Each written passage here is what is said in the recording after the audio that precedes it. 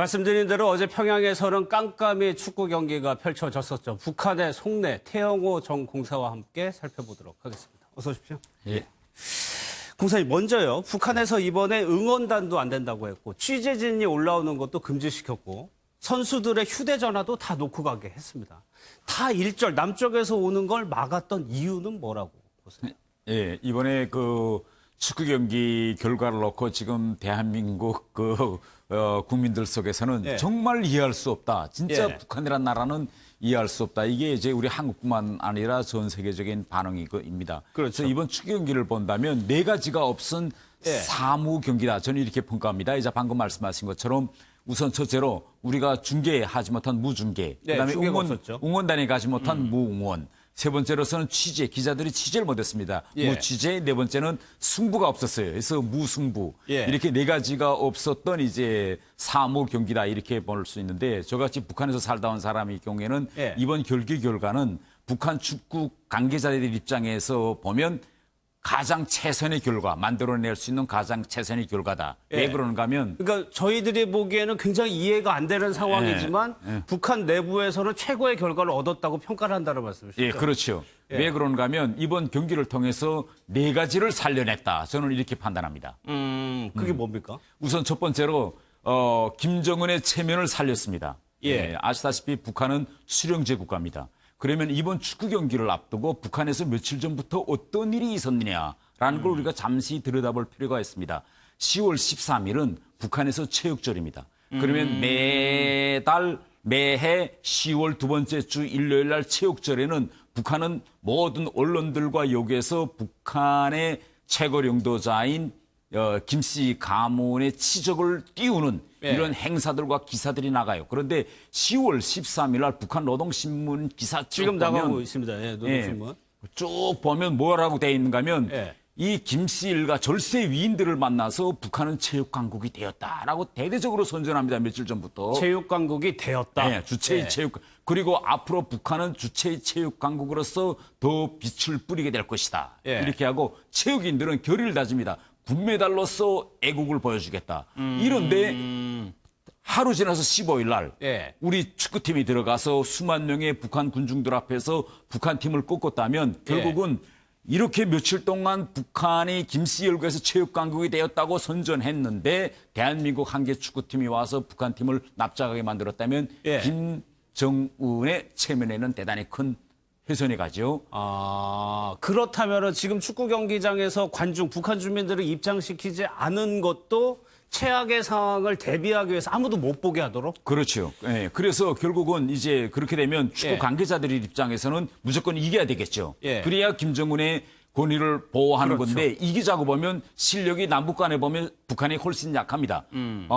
그러면 이걸 이기는 방법은 뭔가 하면 군중을 대대적으로 응원을 이어서 완전히 심리적인 방법으로 기선을 제압하는 방법밖에 없는데 그렇죠. 예. 이걸 하자고 보니까 홈랜 경기장에서 상대편 응원단을 한 명도 안 받아놓고 북한 응원단만 연다는 건 FIFA 규정에도 또 맞지는 않아요. 예. 그러니까 결국은 이것도 할 수 없는 그런 이제 일이기 때문에 결국은 응원단을 여치 않았고 예. 만일 여서 그렇게 응원을 했는데 북한 주민들 앞에서 북한 팀이 졌다. 이거는 더 만회할 수 없는 거예요. 예. 그래서 예. 그래서 두 번째로 내가 생각하는 거는 이렇게 되면 만약 이런 예견치 않은 결과를 만들어내면 북한 축구 실무자들 어떻게 되겠어요? 다 목이 날아나는 겁니다.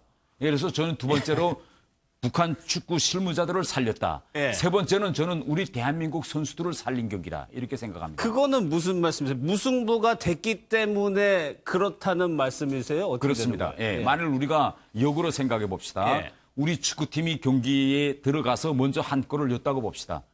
그래서 우리가 앞선 상태였다면 북한 축구 선수들의 눈에서는 불이 났을 겁니다. 이들은 알아요. 오늘 경기가 북한의 패배로 끝난다면 예. 어떤 운명이 차려질까라는 그러니까 거를 선수들도 만약에 지게 되면은 피해를 당할 것이 자명하기 때문에. 자명하죠. 뭐 비판을 받고 굉장하죠. 이렇게 되니까 북한 선수들은 폴폴 날 겁니다. 이런 상태에서 예. 만일 우리 선수들이 다치지 않는다라는 담보가 없어요. 만약 그런 상태에서 경기하다가 우리 뭐 간판 스타와 같은 손흥민 선수가 다쳐서 예. 축구를 못하게 됐다거나 이런 상황이 나타난다면 이건 뭐 남북 간의 임시적인 남북 관계 문제가 아니라 완전히 우리 국민이 분노로 변할 겁니다. 아니 그래도 이게 스포츠인데 아무리 북한 선수라고 하더라도 그렇게까지 격하게 그건 합니까? 경기를? 그건 누구도 상황을 이제 관리할 수 없는 이런 상황까지 갈 수 있죠. 그래서 저는 이렇게 무승부로 끝난 것이 우리 선수들한테도 우리 선수들의 체력을 보존하는 데서도 매우 다행이었다 이렇게 예. 생각하고 네 번째로 살린 것은 우리 남과 북이 그래도 아직도 한민족이라는 그런 동질성 예. 이런 걸 저는 살려냈다. 만일 우리 팀이 이번에 이겼다면 그런 선수들이 다칠 수 있는 상황이고 예. 또 졌다면 우리 국민들이 오죽 분노하겠습니까? 야 이렇게 응원단도 못 들게 하고 생중계도 못하게 하더니 결국은 이런 상황이 됐구나. 이래서 결국은 무승부로 끝난 이것이 우리 지금 현재 분단 상황과 남북 관계가 막혀 있는 이 모든 걸 볼 때 저는 그나마 최선의 결과다. 그래서 잘 됐다. 요 며칠만 지나면 예. 오늘 이번에 있었던 이 축구 상황은 잊혀질 겁니다. 그러나 반대로 예. 북한이 이겼다든가 혹은 우리 선수가 우리가 다쳤다거나. 이겼다든가 예. 또 우리가 다쳤다든가 라면 이건 상당히 우리 국민들이나 혹은 반대로 북한이나 이렇게 마음의 상처로 다가갔을 예. 거고 저는 우리 팀 선수들이 경기에 집중한 팀 선수들이 심정은 제가 잘 모르겠습니다. 그러나 만약 저라면 축구 경기에 나가서 만약 내가 이겼을 때 상대 선수가 당할 그런 피해 고통을 내가 인지하고 있었다면 예. 과연 나로서는 모든 힘과 자기 기능을 발휘했을까? 그 어떤 동정과 연민의 감정이 작용하지 않았을까? 이런 저는 추측도 좀 해봅니다. 이게 참 저희하고 공사님이 받아들이는 게 다릅니다. 근데 청와대에서 아쉽다. 물고 트는 거를 기대했는데 아쉽다. 그럼 그렇게까지 생각할 필요는 없다는 말씀이죠. 저는 오히려 이번에 북한도 이걸 가지고 상당히 고민했을 것이다. 어떻게 할 것이냐라고 예. 상당히 고민한 결과고 저는 제가 원래 예측했던 건 분명히 북한은 응원단을 이어서 한국 팀을 이겨가지고 보낼 것이다 이렇게 생각했는데 예. 북한 자체도 응원단을 투입하지 않고 빈 경기장에서 한 거는 그나마 그래도 북한 의견지에서는 한국 팀을 좀 배려해준 배려한 거다. 이런 최선의 결과가 아니겠냐 저는 이렇게 생각합니다. 알겠습니다. 마침이요, 또 공사님. 오늘 아침에 김정은 위원장이 백마를 타고 백두산에 올라가는 사진을 공개를 했어요. 북한에서 백두산이라는 거는 굉장히 신성한 의미가 있는 건데 그래가지고 뭔가 중대 결심을 한 건 아니냐는 또 추측이 나올 수밖에 없거든요.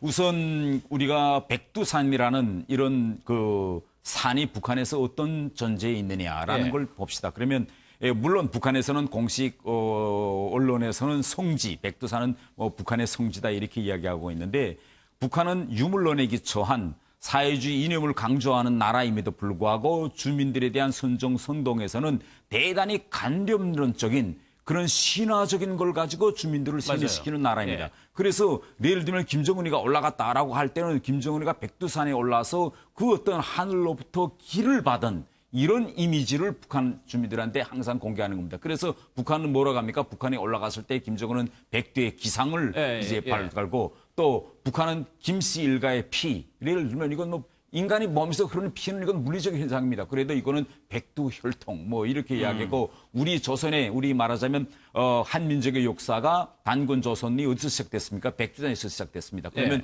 백두에서 단군 조선의 역사가 시작됐기 때문에 백두산이 정통성을 가지는데 그 정통성과 이 모든 것을 김씨 일가가 백두산에 올라가서 지금 받고 있다. 그래서 백두산에 김정은이가 올라갈 때마다 항상 북한에서는 큰 정책적 그렇죠. 변곡점이 일어난다는 걸 미리 메시지를 보내는데 어제 김정은이가 올라간 다음에 북한 언론에서 이렇게 이야기했습니다. 세계를 놀래우고 북한의 혁명을 한 단계 더 진전시킬 웅대한 작전이 펼쳐질 것이다. 웅대한 작전이 펼쳐질 것이다. 네, 이렇게 보도했습니다. 그러면은 그게 뭔가가 있다는 얘기 아닙니까? 지금 스웨덴에서 실무 협상이 성과가 없이 끝난 이후에 그게 올라갔다는 거는 과거에 그 생각하고 바뀌는 무언가가 있는 건지 아니면 더 강하게 나가겠다는 것인지. 그거죠. 이제 우리가 이렇게 한번 생각해 봅시다. 북한에서 핵실험을 다 완성한 다음에 2017년 11월 달에 북한은 핵무기를 미국을 공격할 수 있는 핵무기를 완성한 국가임을 선언합니다.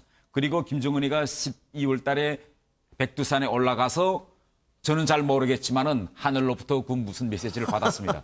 받아가지고 와서 2018년부터는 북한의 정책이 강경으로부터 그랬죠. 평화공세로 네. 변합니다. 그래서 2018년이 그렇고 흘러고 19년도 아직까지는 그래도 대화와 협상의 공세를 이어가는데 이번에 김정은이가 다시 하늘에 어떤 메시지를 받았는지 모르겠지만은 네. 이제 내놓을 것은 2년 동안 미국과 대화해보고 한국과 협상을 해봤는데 얻은 것은 없다. 그러니까 2020년부터는 나는 판을 바꿀 것이다. 이건 내 뜻이지만은 결국은 내가 백두산에 가서 받은 이런 기다. 뭐 이런 이미지가 있는 거죠. 새로운 결심이 2026, 그러니까 기존에 흘러왔던 거하고 다른 흐름이 변곡점을 만들겠다. 2020년에는 예.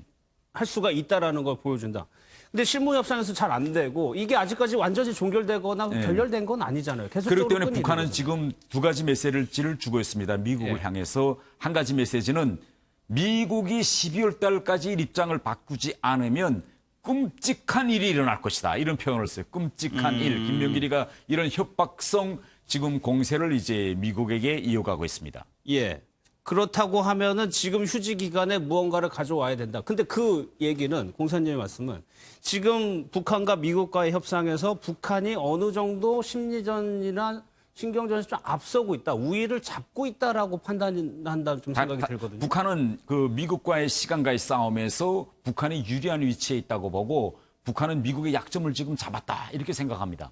그러면 왜 북한이 저렇게 기고만장해 있고 그러면 북한이 본 미국의 약점은 무엇이냐 예, 우리가 예. 이걸 좀 판단할 필요가 있는데 예. 북한이 본 미국의 약점은 바로 대통령으로 재선되고 싶어하는 트럼프의 생각. 이걸 북한은 미국과의 협상에서 큰 약점으로 잡고 있는 것입니다. 최근 지금 트럼프의 일관한 입장을 보면 이겁니다. 볼턴도 경질했죠. 그다음에 볼턴이 지난번 하노이 회담에서 리비아식 모델을 이거 했기 때문에 실패했다 이러면서 볼턴은 눌러버리고 예. 또 북한이 SL 비행까지 다 발사했음에도 불구하고 트럼프는 시정일관하게 화해와 그런 대화의 협상 모멘트를 계속 이어가려고 하고 있습니다. 예. 이건 북한이 이거 보건대는 지금 트럼프도 상당히 비정상적으로 움직이고 미국의 실무팀도 정상적인 미국이라는 나라의 외교 틀거리에서 벗어난 비상식적으로 움직였어요. 그러면 왜 이런 미국이라는 나라, 민주국가에서 이런 비상식적인 움직임과 행태가 나오느냐. 바로 대통령의 한 번 재선돼버리는 트럼프의 개인적인 욕망과 대선 정치 일정 때문에 이런 상황이 왔다. 그래서 지금 북한은 시간은 우리 편에 있다. 이렇게 생각하고 트럼프에게 압을 더 가하면 혹시 북한이 바라는 대로 트럼프의 지시에서 예. 그런 하향식 지시에 의해서 계산법이 바뀔 수 있다. 한번 끝까지 밀어보자. 이런 계산을 가지고 있죠. 그러면 끝까지 밀어본다는 것이 지금 SLBM까지 쐈습니다. 북한에서. 네. 더 나가서 대륙간 탄도미사일 시험 발사까지도 할 수 있다라고 보세요? 북한은 이미 김정은이가 여러 차례 이야기했습니다. 4월 달에 시정연설에서 12월 달까지 안 된다면 북한은 다시 제3의 길을 생각해보지 않을 수도 없다. 이렇게 이야기했고 또 최근에 북한은 여러 차례 결세해서 북한이 지금까지 취했던 비핵화 조치 이것은 핵실험 중지 ICBM 발사 중지입니다. 이러한 조치들이 과연 필요한가라는 걸 다시금 지금 생각해보지 않을 수밖에 없다. 그러니까 이런 카드를 우리는 열겠다. 라는 예. 걸 북한은 지금 계속 공개적으로 이제 미국에 보여주고 있다. 이렇게 볼 수 있겠습니다. 일단은 재선 기간 전까지는 북한이 어느 정도 우위를 잡고 있다. 그러니까 약점을 잡았다. 이제부터 시작해서 앞으로 재선이 끝날 때까지 이 기간은 북한은 자기네가 협상에서 우위에 있다. 이렇게 보고 있는 거죠. 그러면 당분간을 조금만 전망을 한다면 이런 상황이 이어지는 가운데 미국에서 어떠한 새로운 계산법 이런 게 없다고 하면은 북한이 더 강한 도발이 이어질 수도 있다. 강한 도발이 지금 이어질 걸까지도 지금 북한은 다 계획하고 지금 나가고 있다. 이렇게 저는 판단합니다. 예, 이 기간이 조금 더 이어질 수도 예. 있는 거고. 시간 좀 아까워. 더 추가적으로 하실 얘기 혹시 있으세요? 그 많은 분들이 그 스톡홀름 협상이 결렬된 거에 대해서 대단히 의아하게 예, 생각하시는 분들이 대단히 많은데 이번 스톡홀름 협상 우리가 보면 시작 전부터 매우 비정상적인 그 만남이었고 이것은 꼭 결렬될 수밖에 없는 그런 운명을 가진 협상이었습니다. 아무 그 협상이나 북한의 견제에서 보면 지난 2018년부터 현재까지 미국과의 협상에서 보면 사령탑이 다 바뀌었어요. 김영철로부터 리용으로 그렇죠. 바뀌었고 예. 대남 라인으로부터 외무성으로 바뀌었습니다. 그럼 김정은 시대에 들어와서 외무성이 처음으로 미국하고 붙어보는 외무성 라인이기 때문에 이건 상견례적인 협상이 강합니다. 그러면 미국도 그렇고 북한도 그렇고 이렇게 첫 면담에서 상견례적인 협상에서는 그 어떤 합의점을 도출하려고 마주 앉지 않습니다. 대방이 어느 정도까지 준비하고 있고 우리가 어느 정도까지 밀고 나갈 수 있겠냐 이런 협상이기 때문에 이런 경우 첫 협상은 합의점 도출이 아니라 심리전입니다. 대방이 기를 눌러넣기 위한 심리전의 중심을 둔 협상이다. 이렇게 예. 볼 수 있습니다. 그래서 이번에 실무 협상이 성과가 없었다 하더라도 너무 크게 뭐 비관적으로 그렇게 볼 보거나 할 필요는 없고 없다는 예, 말씀이죠. 지금 돌아가서 상당 또 양측이 다 숨고르기를 지금 예, 하고 예, 있다고 예. 보는데 북한의 입장에서는 북한은 절대 변하지 않을 겁니다. 문제는 미국이 지금 현재 비건 실무팀과 트럼프 백악관 사이에 새로운 입장 조절이 있어서 약간 뒤로 물러설 것이냐 대선을 위해서 아니면 트럼프가 내 대선 정치 일정에 상관하지 말고 그대로 밀어붙여 하겠는지는 이제 조만간 저는 결론이 나지 않겠느냐 이렇게 알겠습니다. 생각합니다. 김정은 위원장이 이제 백두산도 올라갔다 왔고 한번 좀 예. 지켜보도록 하겠습니다. 여기까지 하도록 하겠습니다. 예. 고맙습니다. 감사합니다.